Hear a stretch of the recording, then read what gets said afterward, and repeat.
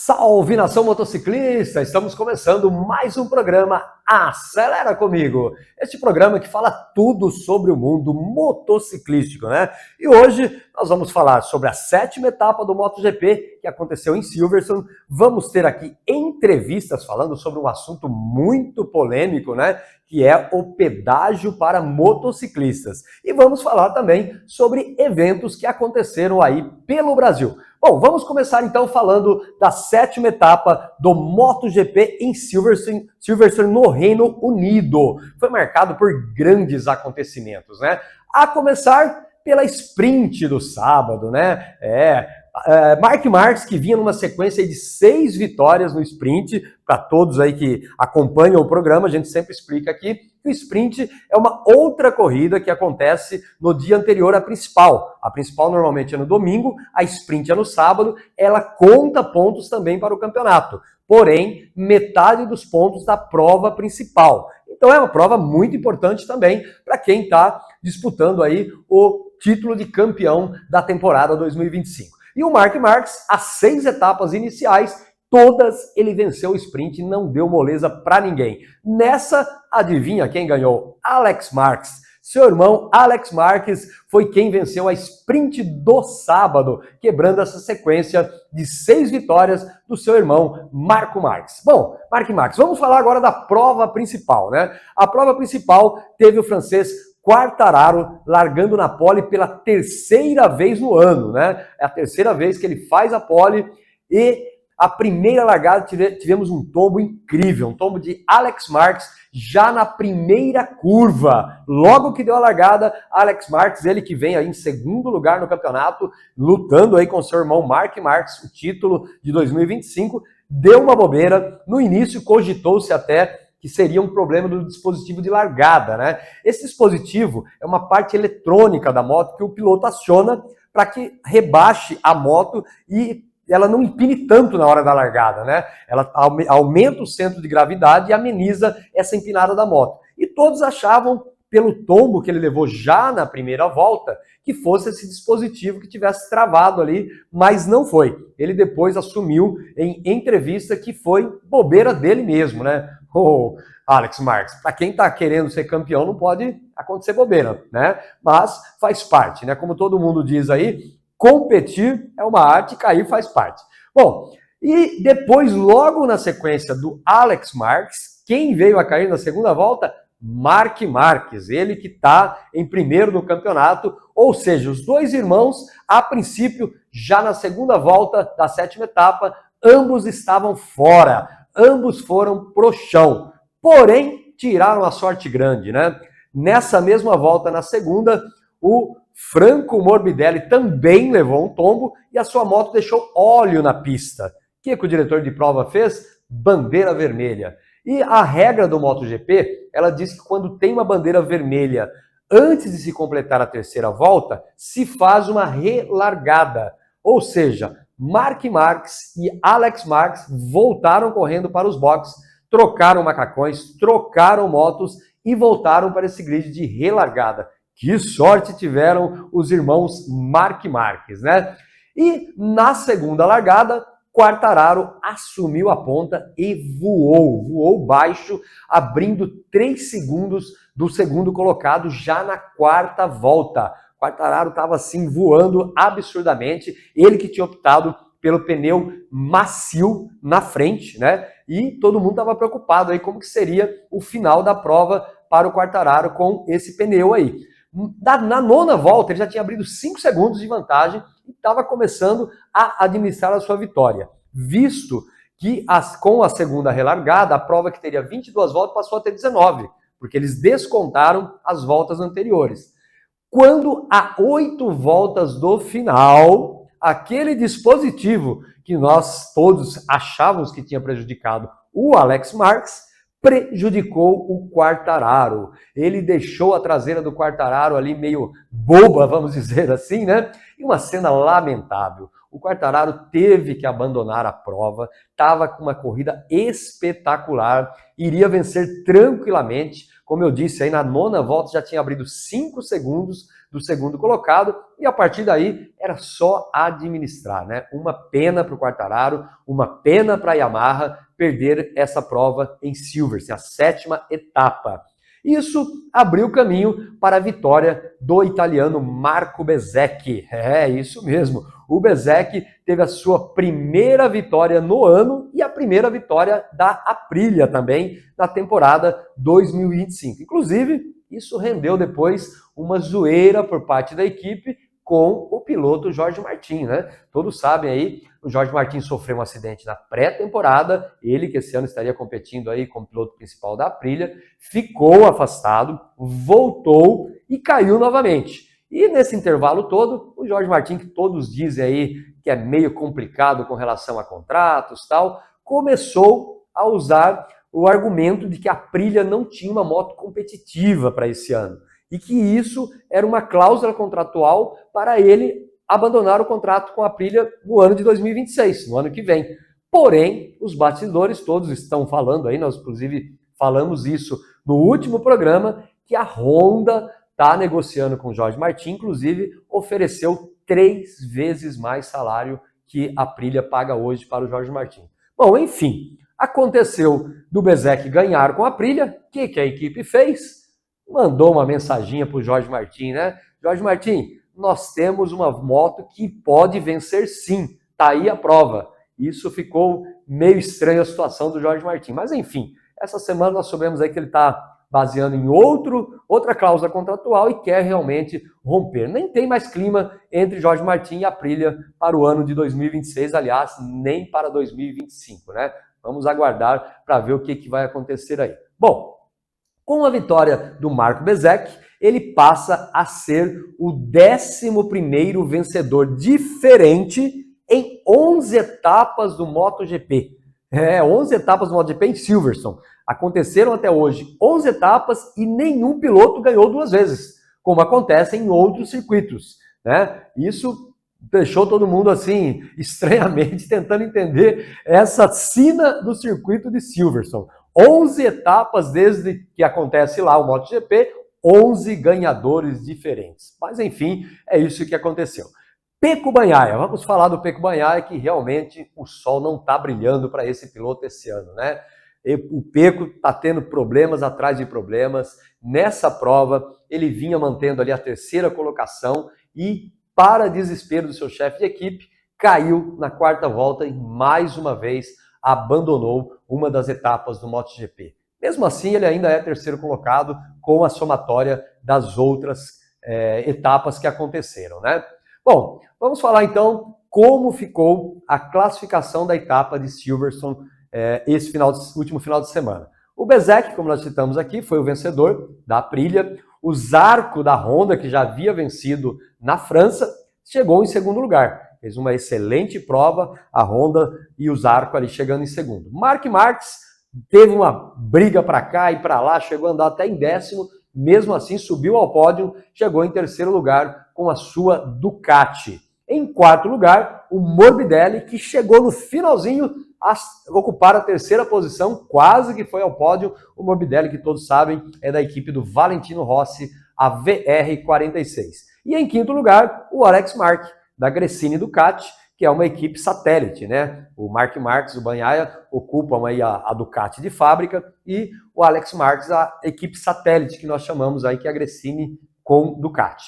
Classificação do campeonato. Marc Marques continua em primeiro com 196 pontos. O Alex Marques continua também mantendo o 2º lugar, 172 pontos. E o Bagnaia, 124. Ou seja, não houve mudanças na classificação geral do campeonato após essa etapa. Morbidelli, da equipe VR46, 98 pontos. E o Zarco, aos pouquinhos, está galgando ali, já ocupa a 5ª colocação, ele que é da equipe Honda. Agora eu vou chamar aqui um vídeo do Diogo Moreira, o brasileiro Diogo Moreira. Vejam a última curva da Moto2. O que aconteceu? Vocês vão assistir aí a ultrapassagem incrível que o Diogo Moreira, ele que vinha ali nessa última volta em 4º lugar e acabou finalmente conquistando o seu primeiro pódio. E não foi como 3º, não. Foi como 2º. Vejam que ultrapassagem incrível do piloto brasileiro, ele que está ali de capacete amarelo, moto número 10.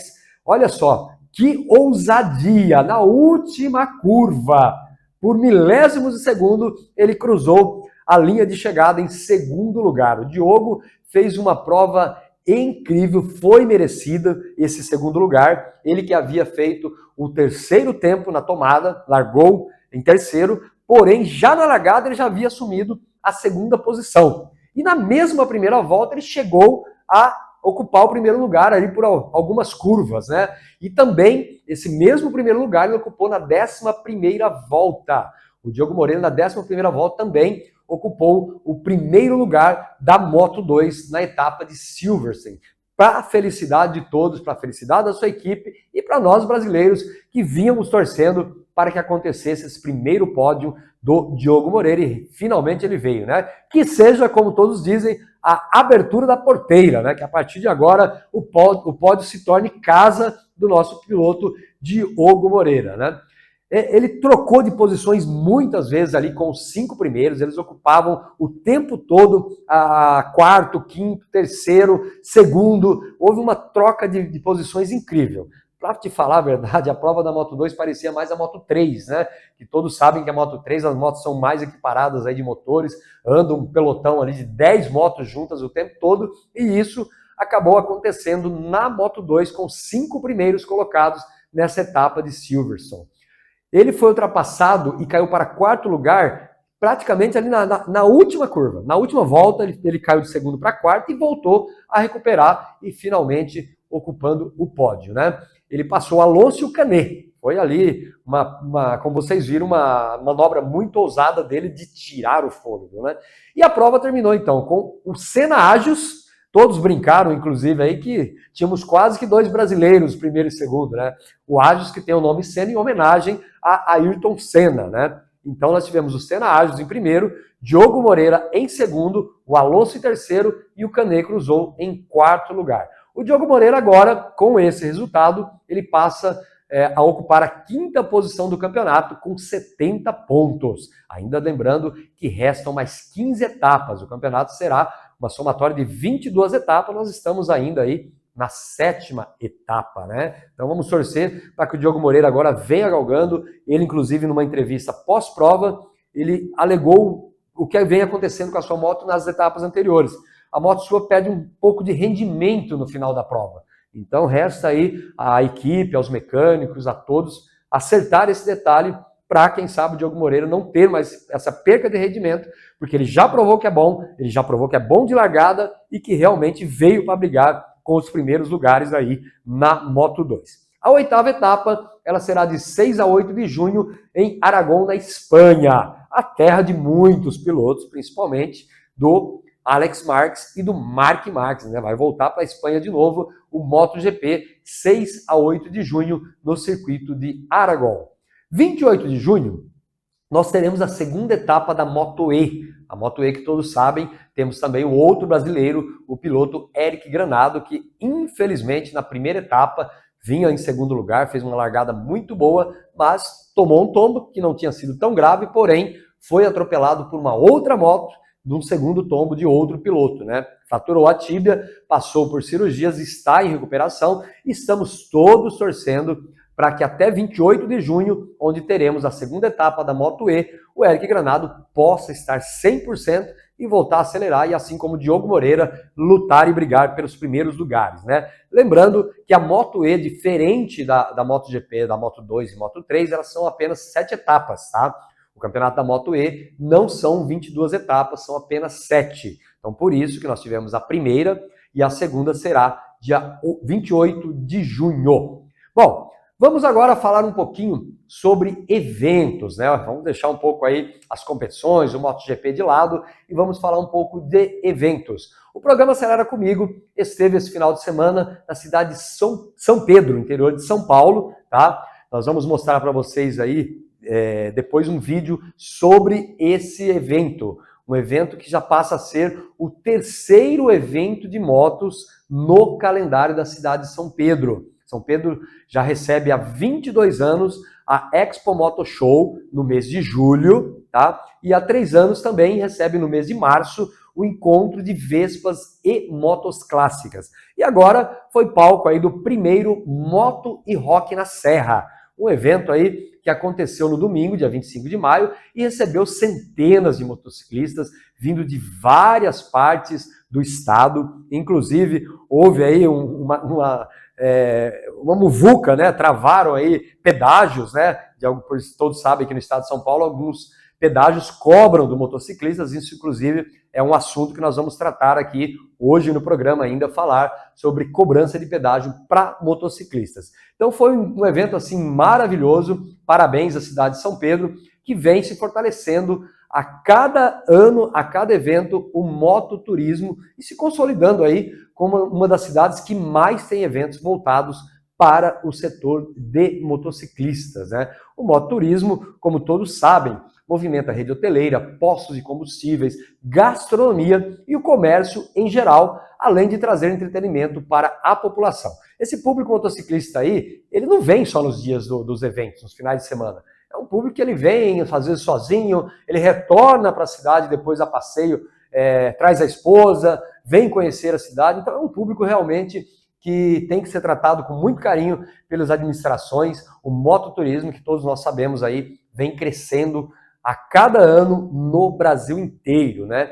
E é um público que ele acaba impactando aí de forma muito positiva na economia local, visto que são motociclistas que vêm de outras cidades, trazendo receitas de outras cidades e deixando no município onde os eventos acontecem. Então, o programa Acelera Comigo sempre fala disso, sobre mototurismo, sobre prefeituras que apoiam o mototurismo, e a gente sempre vai bater nessa tecla, tá? Apoiem o mototurismo, abram aí as portas para esse público, pois tenho certeza que vocês não vão se arrepender. São Pedro é uma prova viva disso, o saldo sempre tem sido positivo para todos os segmentos de comércio em São Pedro com esses eventos que vem recebendo. A Expo Moto em julho, o Moto Clássicas em março e agora o Moto e Rock na Serra, que aconteceu em maio. Não sabemos ainda se vai persistir nesse mesmo mês, mas São Pedro, como eu citei aí, com 3 eventos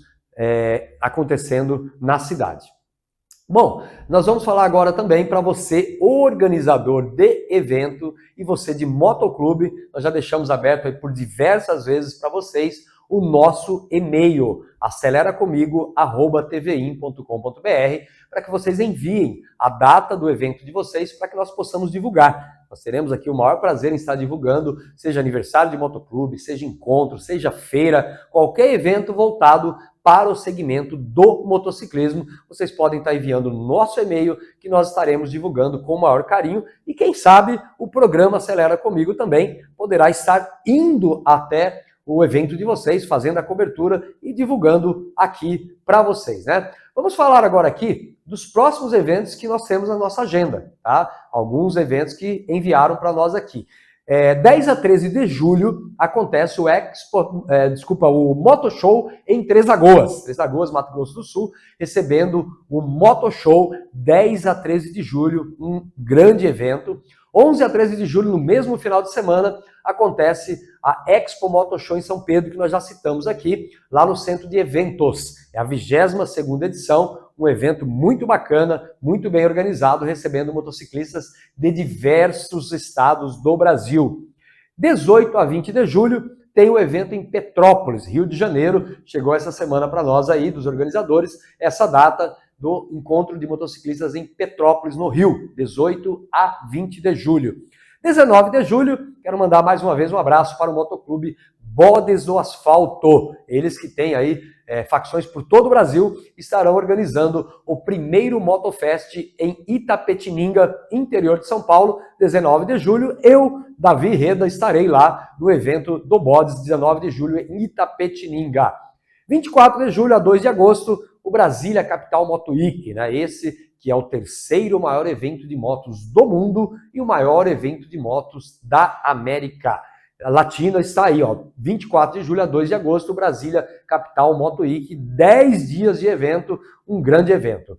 1 a 3 de agosto, estarei também lá em Boa Esperança do Sul, interior de São Paulo, com a galera do Insanos Motoclube. Estarão fazendo um evento muito bacana em prol da causa PET. 1 a 3 de agosto, aguardamos vocês lá em Boa Esperança do Sul com o evento do Insanos. 23 e 24 de agosto, também aqui no interior de São Paulo, cidade de Torrinha, pertinho de Brotas, acontece o Motor Rock, um evento que envolve motociclistas, envolve carros antigos, caminhões, um evento muito bacana que vem acontecendo e crescendo a cada ano, em cada edição, na cidade de Torrinha, interior de São Paulo, 23 e 24 de agosto.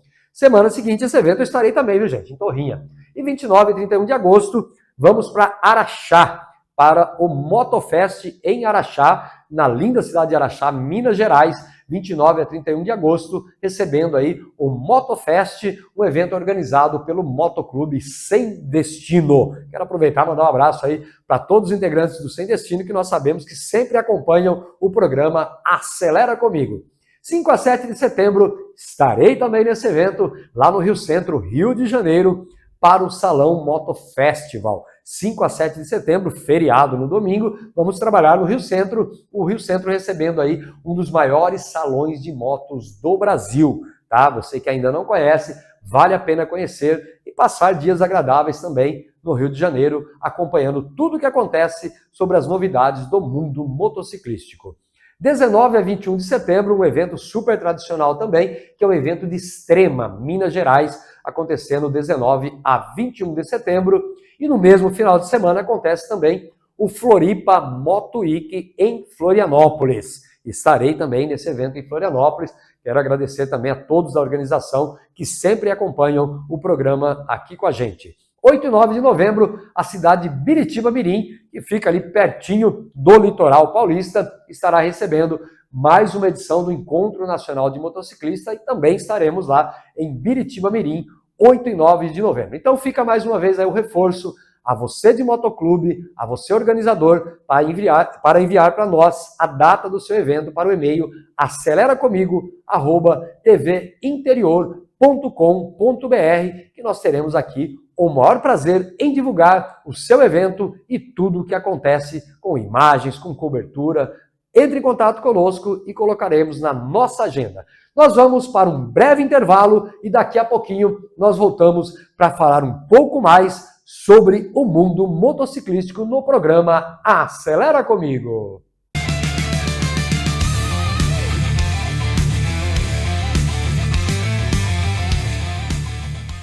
Se você quer ficar sabendo tudo o que acontece na região e em todo o Brasil, o lugar certo é do Calibre. Danilo Bueno traz a melhor informação em primeira mão para você. Calibre, de segunda a sexta, 12:30.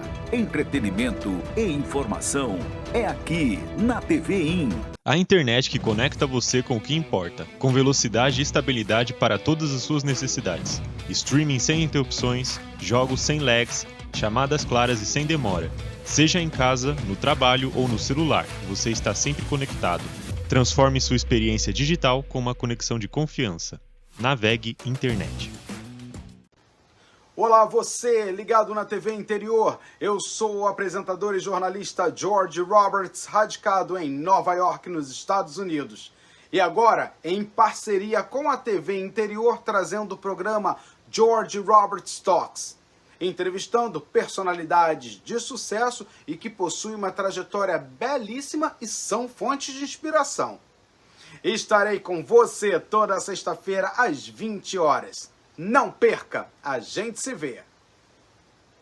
Chegou o programa Acredita do Governo Federal, o maior programa da história para investimentos em MEIs, micro e pequenos empreendedores. O Acredita é impulso para você crescer junto com a economia do país. Crédito fácil e juros baixos. Programa Acredita, para você empreender e crescer com o Brasil. Para saber mais, acesse gov.br/Programa Acredita ou procure um dos bancos participantes. Governo Federal, União e Reconstrução. Precisa de material elétrico de qualidade? Então vem para a Will Elétrica. Aqui você vai encontrar uma grande variedade de produtos das melhores marcas do mercado.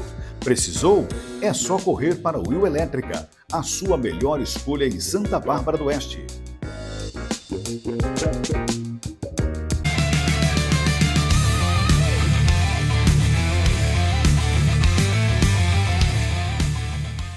Salve, nação motociclista! Estamos de volta com o programa Acelera Comigo. E nós vamos deixar aí de início para vocês, antes de nós partirmos para o entrevistado, esse vídeo aí. Prestem muita atenção nesse vídeo. Ele é curtinho, mas está dando o que falar nas mídias sociais. Ele atingiu em menos de 5 dias 133 mil visualizações. 3 enormes filas se formaram num pedágio aqui na cidade de Santa Maria da Serra, interior de São Paulo. E tudo isso foi ocasionado por um evento que aconteceu em São Pedro, no alto da Serra de São Pedro, né? E esse pessoal havia organizado comboios para virem para o evento.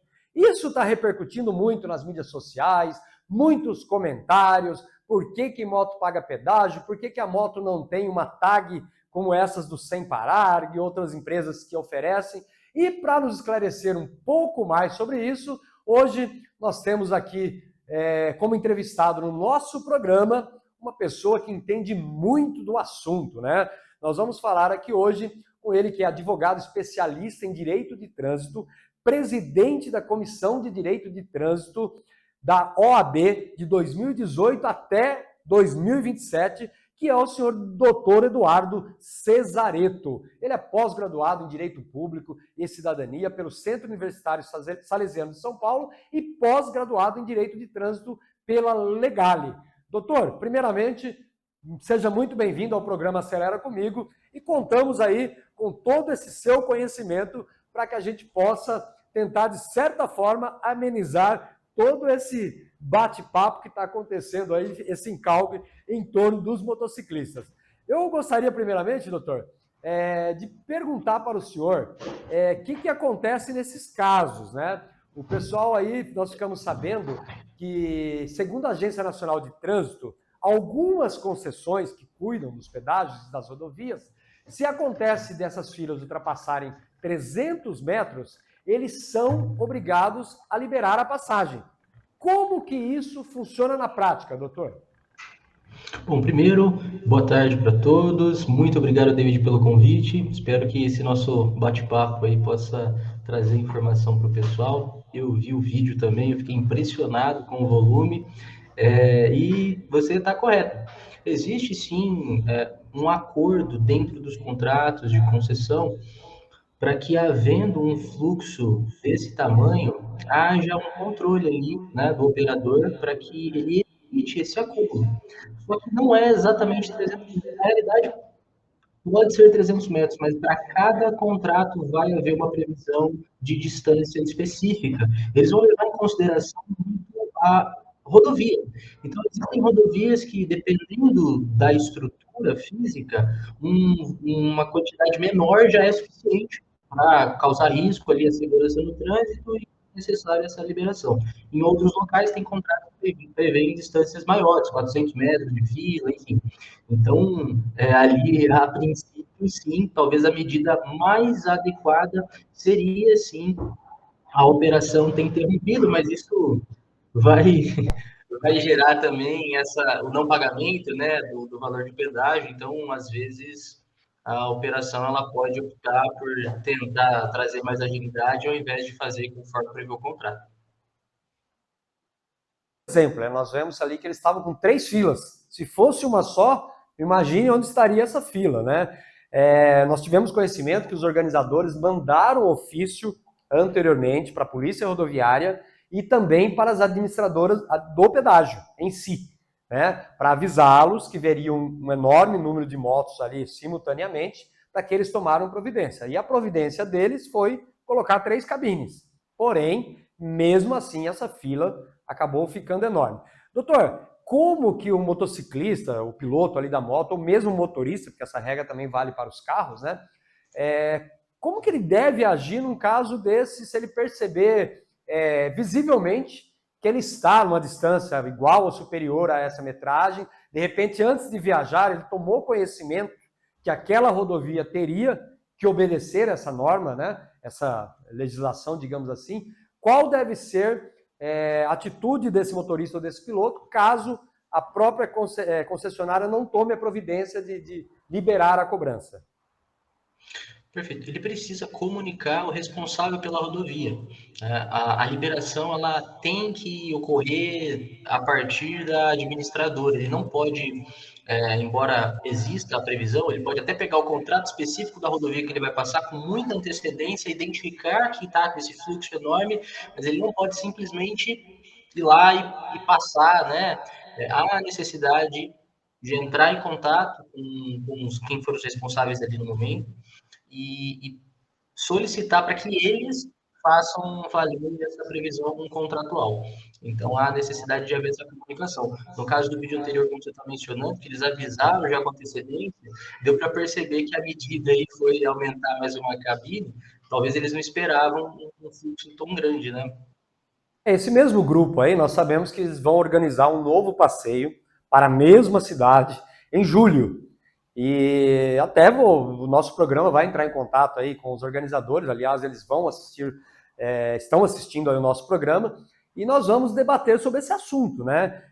Para procurar saber se essa concessionária se encaixa dentro desse parâmetro aí de ter que liberar ou não, né? Para se fazer valer os direitos desse pessoal, né?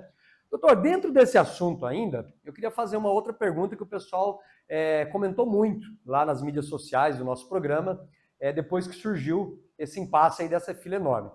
Por que não existe a tag para o motociclista? Eu fui procurar saber, segundo eles alegam que a cancela por ser mecânica, às vezes acontece você está passando de carro, a cancela não levanta, ou ela baixa, e no caso do motociclista pode ocasionar um acidente. O carro, se você der uma trombadinha ali na cancela, no máximo pode acontecer um dano material. Mas a moto nós sabemos que ela é diferente, né?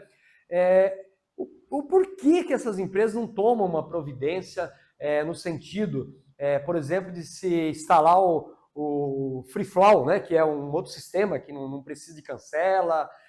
O doutor consegue nos assessorar e dar um esclarecimento para o pessoal que tem nos perguntado muito sobre isso? Perfeito. A justificativa é exatamente essa, né? Embora protótipos já tenham sido testados, se você fizer uma pesquisa, você vai notar que houve a tentativa, sim, de achar sistemas de adaptação, mas a justificativa realmente é a segurança, né? Em virtude de poder haver ali uma lentidão, uma cadência diferente na cancela. Em primeiro lugar, a necessidade de preservar a vida. Agora, o sistema do Free Flow, a livre circulação, ela certamente vai substituir essa necessidade, porque não vai haver nem a necessidade de redução da velocidade para passar. O Free Flow ele vai, ao longo do tempo, substituir de maneira completa essas cabines. E as motocicletas também, incluindo assim como os demais veículos, vão acabar tendo superação dessa dificuldade que hoje eles enfrentam em ter que parar em muitos lugares ou reduzir, dependendo de como for ali a sistemática da rodovia. Mas tag, por enquanto, para a utilização específica nessas cabines de pedágio, ainda não há nada regulamentado, nada colocado em prática, e a expectativa é que o Free Flow ele possa substituir, assim, as tags serem utilizadas nas próprias motocicletas para o sistema Free Flow.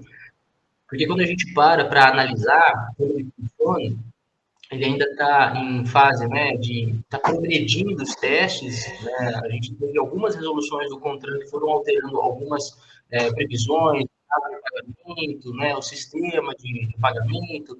Tem muita gente ainda que reclama porque passa e não sabe como vai pagar, tem que acessar. Então, para quem tem a tag já é diferente, você não está preocupado com acessar sistema, procurar o lugar, né? A tendência é que as motocicletas passem aos ATEC, mas junto ao sistema do Free Flow, só por uma facilitação de pagamento. Tá? Então, o caminho que eu entendo vai ser livre circulação, o Free Flow, específico aí para igualar as motocicletas na questão da velocidade. E para o caso do motociclista, do piloto da moto, é mais complicado, né? Porque ele tem ali que tirar a luva, que é um equipamento de segurança praticamente obrigatório ali durante o seu passeio, né? Tirar a luva, acessar a carteira, é bem mais complexo do que o motorista do carro, né? Falando sobre a questão da cancela, existem alguns pedágios que não existe uma cabine especial para moto. Alguns sim, outros não. Então o motociclista ele acaba usando a mesma cabine ali dos automóveis. Isso também pode ocasionar acidentes. Aliás, nós já ouvimos falar de alguns casos, né, doutor? Exatamente. A realidade é que trazem, né, um tratamento diferente e pensando sempre, como eu falei, né, a preservação da vida, o cuidado, a segurança no trânsito, mas nem todos os locais têm a estrutura mais adequada para fazer isso ser respeitado. E o que a gente vê são pequenas adaptações. Tem muitos sistemas, né, inclusive inventando o pedágio para motocicleta. Para novas concessões, isso é totalmente possível, né? A gente, né, tem locais assim. Agora, para concessões antigas, que não tem estrutura adequada, realmente fica uma situação que o risco continua ali. Acaba sendo um pouco ineficaz, né, a estrutura, o sistema, até que a gente possa ter uma implementação completa do Free Flow. E no estado de São Paulo, o governador Tarcísio de Freitas ele tomou uma decisão aí, que através dessa decisão dele, motos não pagam pedágio em rodovias recém-privatizadas, né? Digamos que ocorra um movimento, de repente até devido a esse acontecimento aí, desse evento agora, algum deputado mova aí alguma ação, tal, para conseguir que o motociclista deixe de pagar pedágios. Essa lei, ela poderia ser válida em cima dos contratos das concessionárias que não foram assim tão recém-privatizadas, aquelas mais antigas, né? Essa lei ela poderia ser retroativa ou continuaria valendo somente mesmo para as rodovias recém-privatizadas? Excelente questão, uma pergunta muito, muito interessante. O direito ele não é uma ciência exata, mas em regra isso não poderia acontecer. Por quê? Porque o contrato ele tem uma proteção inclusive constitucional. Ele não pode ter um desequilíbrio depois. Embora pudesse haver sim uma intensa provocação social mesmo, um pedido, né, a população exigindo. A realidade é que um contrato foi firmado e, para esse contrato ser firmado, ele levou em consideração todos os fatores. Se há uma mudança como essa, poderia haver um desequilíbrio financeiro mesmo, né? E aí isso poderia fazer com que essa alteração não fosse permitida pela Constituição. O contrato ele ser reorganizado é possível. Agora, através de uma lei, fazer uma alteração desse contrato, eu não vejo juridicamente essa possibilidade de acontecer, mas como eu falei, o direito não é uma ciência exata. A gente tem também, na Constituição, uma previsão de que o interesse público, ele sempre vai prevalecer sobre o interesse privado. Então, a depender de como isso for feito, eu diria que não é totalmente impossível, mas eu acho muito improvável. Doutor, dentro desse assunto ainda, o senhor tem conhecimento de algum projeto de lei que está sendo tramitando aí na Câmara ou no Senado em prol dessa questão do pedágio e motociclista? Com relação a uma amplitude maior, eu não tenho conhecimento de um PL que provoque uma alteração geral, né? Mas no estado de São Paulo, por exemplo, para as novas concessões, a gente tem essa baliza. Agora, atualmente, eu não tenho conhecimento da existência de qualquer tipo de projeto de lei em andamento que pudesse dar um direcionamento amplo. Bom, nós estamos aqui entrevistando o Dr. Eduardo Cesareto, ele que é especialista em causas aí de trânsito e tal. Nós vamos para um breve intervalo e já voltamos a falar sobre esse assunto, hein? Esse assunto que está dando o que falar nas mídias sociais, que foi as enormes filas, né? 3 filas que se formaram no pedágio da cidade de Santa Maria da Serra, no interior de São Paulo. O programa Acelera Comigo vai para um breve intervalo e já voltamos para falar um pouco mais sobre esse assunto.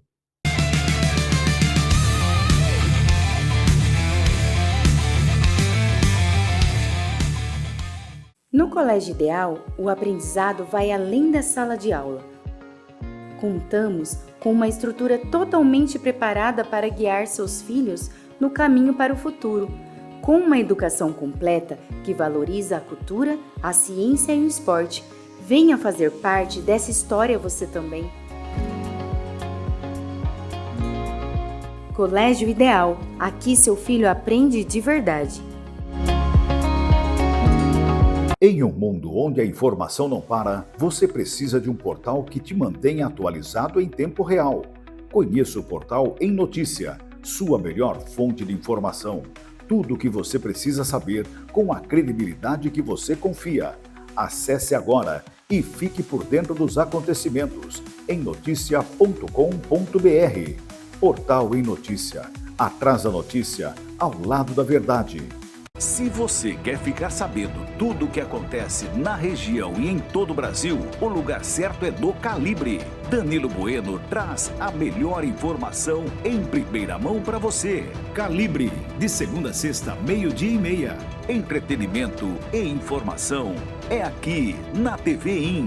A internet que conecta você com o que importa, com velocidade e estabilidade para todas as suas necessidades. Streaming sem interrupções, jogos sem lags, chamadas claras e sem demora. Seja em casa, no trabalho ou no celular, você está sempre conectado. Transforme sua experiência digital com uma conexão de confiança. Navegue Internet. Olá, você ligado na TV Interior. Eu sou o apresentador e jornalista George Roberts, radicado em Nova York, nos Estados Unidos. E agora, em parceria com a TV Interior, trazendo o programa George Roberts Talks, entrevistando personalidades de sucesso e que possuem uma trajetória belíssima e são fontes de inspiração. Estarei com você toda sexta-feira às 20 horas. Não perca, a gente se vê. Precisa de material elétrico de qualidade? Então vem para a Will Elétrica. Aqui você vai encontrar uma grande variedade de produtos das melhores marcas do mercado. Precisou? É só correr para a Will Elétrica, a sua melhor escolha em Santa Bárbara do Oeste.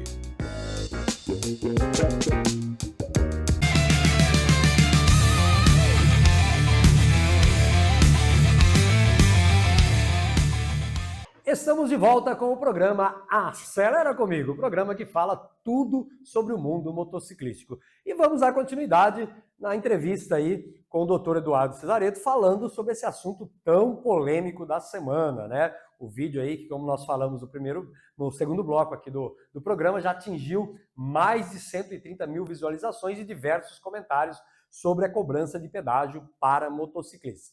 Doutor Eduardo, mais uma pergunta para o senhor. Nós sabemos que motorista, ao se deparar aí com alguma questão de não poder pagar o pedágio, de repente ele está sem dinheiro, alguma questão assim, parece-me que ele pode pedir para que a concessionária emita um boleto e ele pague posteriormente, né? No caso do piloto de moto, esse direito se faz valer para ele também? Certo. Na realidade, a gente não tem uma previsão expressa da legislação garantindo isso. Então, realmente é de cada concessão ali que pode haver essa solicitação. A lei, na verdade, ela se limita em dizer lá no artigo 209 do CTB acerca da evasão. Então, caso supôs, não realizou o pagamento, vai haver aplicação de penalidade de multa, vai ter a pontuação.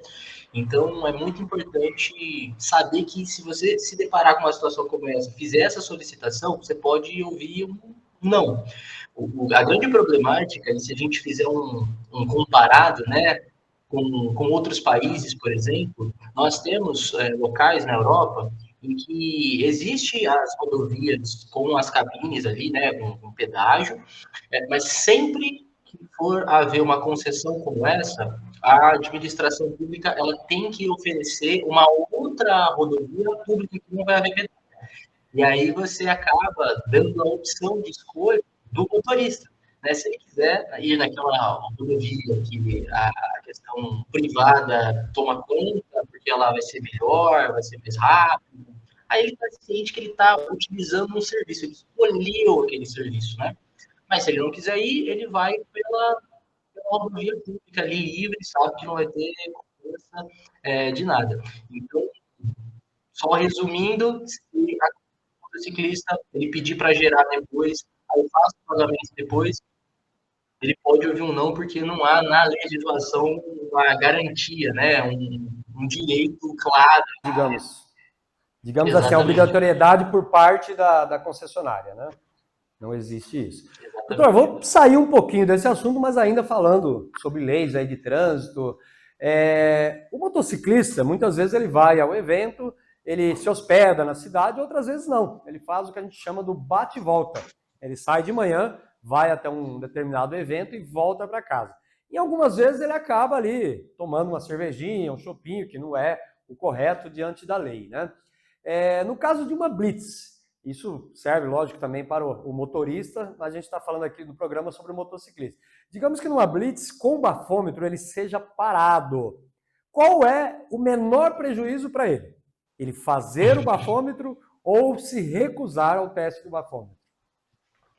Excelente pergunta, uma dúvida, né, comum. A realidade é que você tem que parar para pensar nas consequências, né? Primeira coisa que é importante ficar claro, se for dirigir, não ingira bebida alcoólica, leva aí um garupa que vai substituir na volta, motorista da rodada, algo desse sentido, porque a realidade é que quando a gente fala de multa, antes de falar das consequências de assoprar ou não, a multa, ela é um acidente que pode acontecer. Então, o menor dos problemas é ser multado, o menor dos problemas é uma suspensão. Tem que pensar na vida, né? Tem que pensar no seu eu do futuro.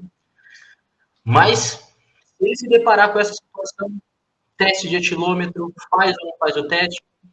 Se o motorista realiza o teste de etilômetro e o valor ali medido ele ficar igual ou superior a 0,34, que é muito pouco, é pouquíssimo, dependendo do tempo que a lata de cerveja pode chegar nessa quantia, ele é preso em flagrante. Então, além de uma multa de quase R$13.000, suspensão do direito de dirigir fumando, a necessidade de frequentar o curso obrigatório de reciclagem, ele vai preso e pode responder por uma pena de 6 meses a 3 anos.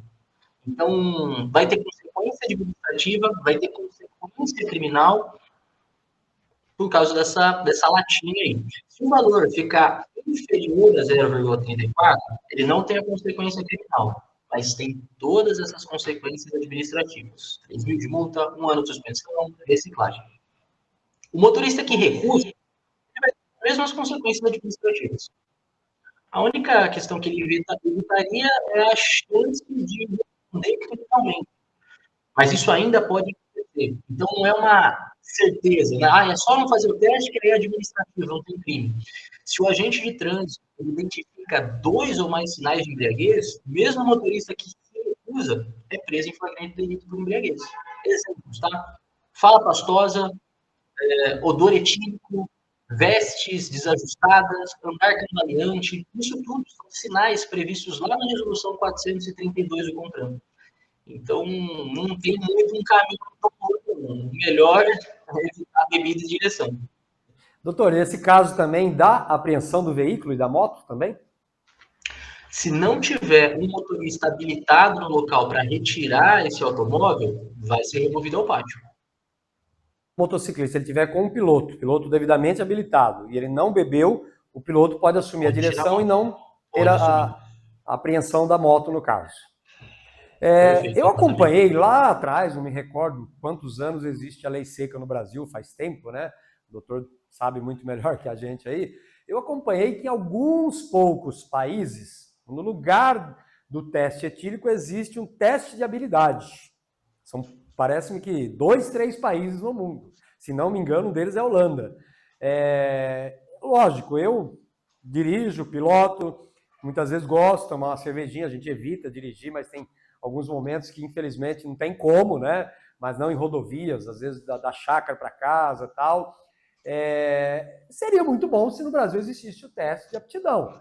Porque no meu caso, eu tomo 3, 4 latinhas, consigo estar consciente. E tem pessoas que com uma latinha já não está. Isso varia de organismo para organismo, né?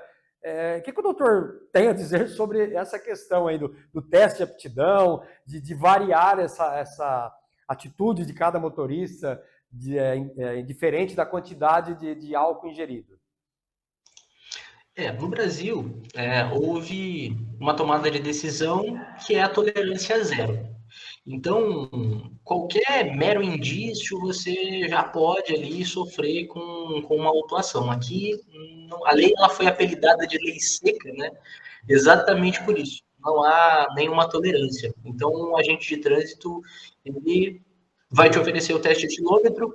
Ainda existem outros testes que podem ser realizados, o exame de sangue, o exame pericial, mas se for identificado ingestão de bebida alcoólica, não só de bebida alcoólica, tá? Qualquer substância psicoativa, qualquer coisa que altere a sua capacidade de cultura, né? Ah, tomei um calmante. Se você não estiver completa a conduzir o veículo, você vai receber a autuação. Nós não temos aqui uma graduação, assim, né? Ingerir um pouco é uma pena menor. O mediano, outros países realmente nós temos isso. No Japão, por exemplo, a gente tem 3 níveis. Só que lá, o nível mais baixo já é mais severo que o Brasil.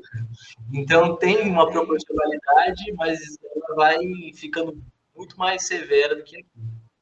Bom, um outro assunto que o brasileiro sempre quer achar um jeitinho ali, né? O jeitinho brasileiro, e foi uma das perguntas que fizeram nas nossas mídias sociais. No caso do motociclista, ele tem a moto no seu nome, porém ele nunca foi habilitado, ele não está sem habilitação, ele nunca foi habilitado. Se ele for parado numa blitz, quais são as consequências para ele? Tá. Bom, se não tiver nenhuma outra pessoa habilitada no local, primeira coisa, remoção da motocicleta. Segundo, ele vai ser autuado por uma infração prevista lá no artigo 162 do Código de Trânsito.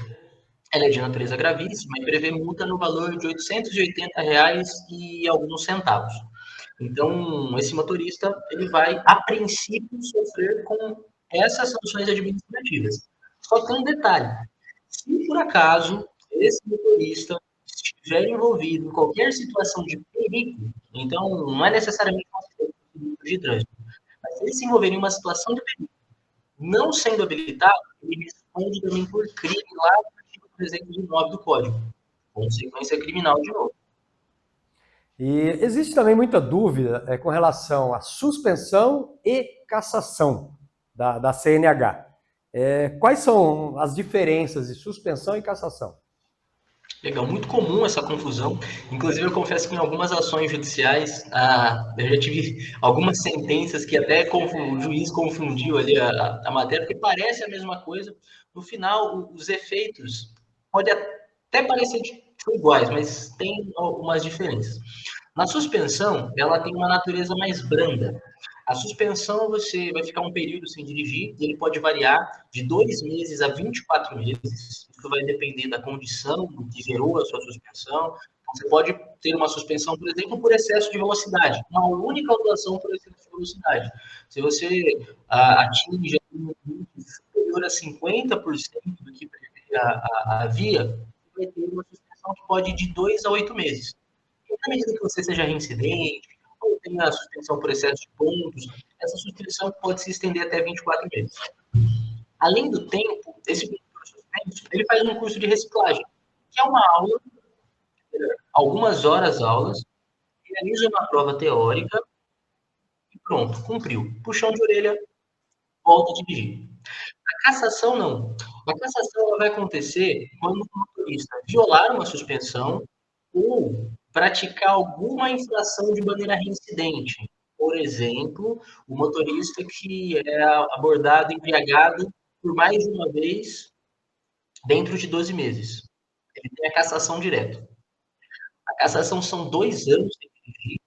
E para voltar a dirigir, você tem que se habilitar. E eu sei que o nome sugere que o motorista vai ter que se habilitar de novo, né? Mas não é isso. Não é tirar a habilitação de novo, voltar para a provisória, fazer aula. Não. A reabilitação, ela força o motorista a fazer todos os exames da habilitação até a categoria que ele tem que negar. Então, ele vai fazer os exames, vai fazer exame prático, se tiver psicotécnico, vai fazer psicotécnico, se tiver EAR, mas ele não volta para a primeira habilitação. Inclusive, o número de registro se mantém o mesmo. Mas o tempo é mais severo no procedimento, tem várias coisas, porque tem exame prático, reciclagem, é só o exame. Doutor, agora eu vou falar de um assunto que quase todo o programa nós falamos aqui. a direção, os perigos do trânsito e principalmente a categoria do motoboy, que são os trabalhadores aí que dependem da moto como transporte, mas nós acompanhamos e sabemos que muitos abusam. Ele sai do trabalho pensando somente em fazer a entrega rápida para voltar, para fazer outra entrega rápida. Ele esquece que tem uma esposa em casa, um filho, uma mãe aguardando, e muitas vezes ele acaba se envolvendo em acidentes, tal, e acaba usando muito o famoso corredor. Eu estive em São Paulo esses dias e eu percebi que a Prefeitura de São Paulo, em algumas vias, ela desenhou um corredor agora, aparentemente legalizando esse corredor dentro do município, dentro da capital, né? Em rodovias, eu gostaria que o doutor nos esclarecesse, rodovias federais, estaduais, se pode-se, em mãos duplas, o piloto da moto passar no meio dos dois veículos, ou se não, ele tem que realmente usar a faixa da esquerda para ultrapassar, como os automóveis. Como que na prática funciona essa questão dos corredores? Perfeito. Não tem regulamentação na legislação que permita isso. Inclusive, o que o código fala é de manter a distância segura, lá no artigo 192. Então, há necessidade de manter-se, né, manter uma distância segura. Mas criou-se também esse costume, né, das motocicletas passarem no corredor.